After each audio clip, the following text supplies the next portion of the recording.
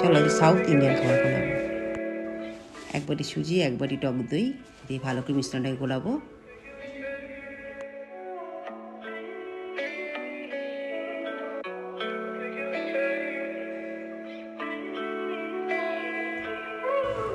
এবার এখানে জল দিয়ে দিলাম,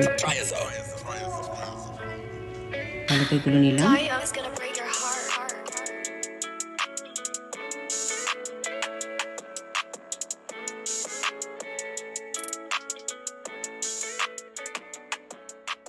আমাদের একটু রেডি। এবার ঢাকা দিয়ে রাখলাম।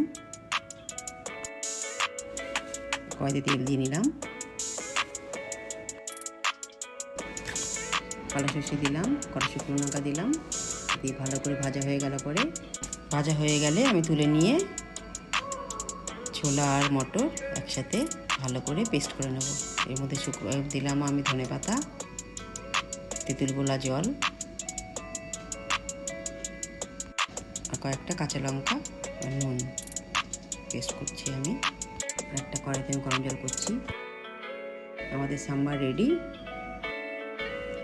এবার একটা ইনো দিয়ে দিলাম, এর উপরে একটু জল দিয়ে দেবো, গুলিয়ে নেবো ভালো করে।